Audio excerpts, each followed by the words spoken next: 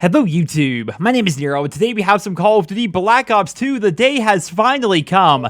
Black Ops 2 is now backwards compatible on the Xbox One. This means if you still have your Xbox 360 copy of Black Ops 2, you simply pop it into your Xbox One, install it, and then play. Or if you would like to just purchase the game, you can of course purchase it now from the Xbox One Marketplace, download it for $19.99. That is the current price. It could actually change. And then you have access to Call of Duty Black Ops 2 on your Xbox One. And this is something I did not know actually, because I've always had it installed, but Nuketown 2025 is free and mandatory downloadable content. You can just simply download it from the Xbox Live Marketplace once you have Black Ops 2 installed, download it and play it. It's a required map. They made it free for everybody, then they also made it mandatory to play the multiplayer, which is something to bear in mind.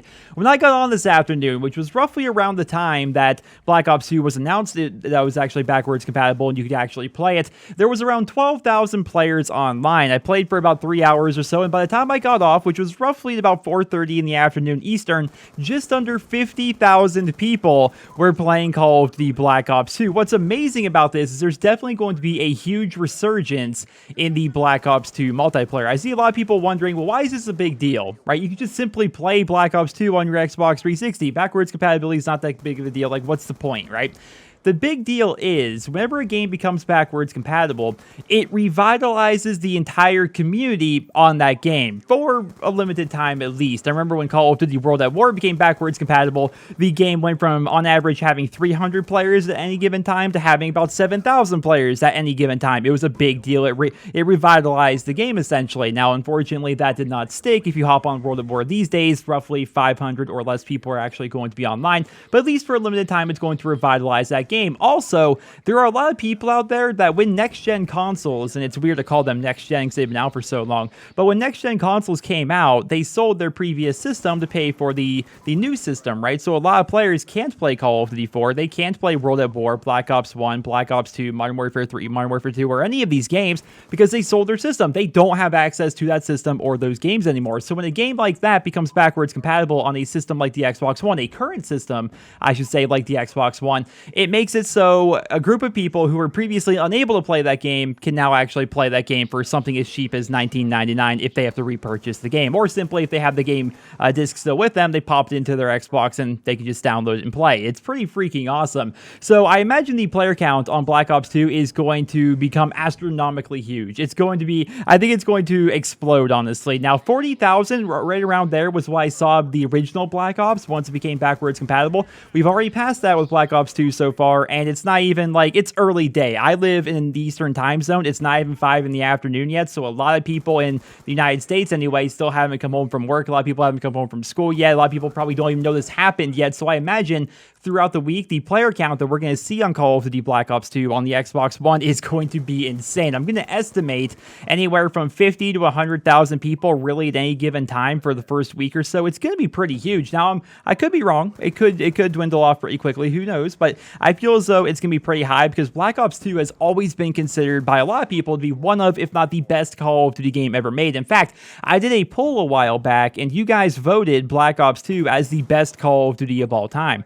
Now, I will agree it is a fantastic game, but I'm wondering if this new resurgence of the Black Ops 2 community is actually going to change up people's perception of the game. Because when I was playing this afternoon, right, everybody that was playing that early on was a super hardcore Call of Duty fan, right? So, tac inserts everywhere, snipers with toughness, MSMCs, M8A1s, C4 sandwiches, jump shotting around every corner. Like, it was really, really sweaty, right? So, Black Ops 2, with this new resurgence, is going to be the sweatiest that it has been basically since the game was in its prime. It's going to have a new resurgence. All the hardcore players are going to go back and be playing it. It's going to feel like Black Ops 2 did back in its prime, at least for the first couple of days, maybe even the first week, right? So I'm interested to see if people's perception of this game is going to change. Once they see people running around with C4 once again and how powerful it was in Black Ops 2, is that going to change their perception? Or snipers with toughness? Like, I had forgotten how annoying it is to get sniped by a sniper with toughness until I started playing Black Ops 2 again this afternoon. But overall, I had a lot of fun.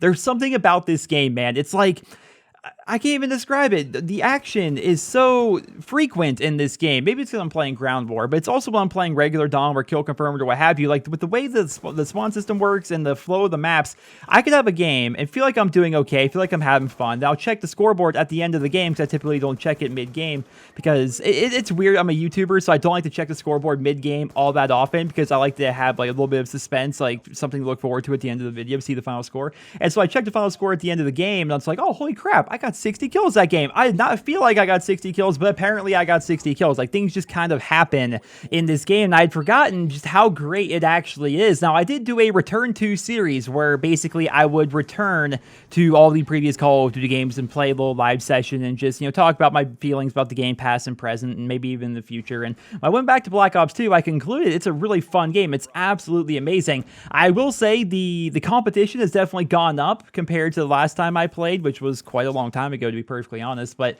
the competition has definitely gone up. It's definitely a lot stiffer now, but still, it's a very fun game. And I think it's going to be pretty cool watching everybody go back to play this game, seeing what they think about it, seeing if their opinions are actually going to change, but also watching as they can remember how amazing Black Ops 2 actually was. I feel as though a lot of people maybe haven't played Black Ops 2 in quite some time. They're going to come back as a result of this, because it's kind of like the new thing. It's the new hype. Everyone's doing it, and they're going to go back and play it, and they're going to go, holy crap, this is actually a lot of fun. So I can't wait to see how it's actually going to play out. I can't wait to see how the community responds to this. This is definitely something that people have been asking for a very long time.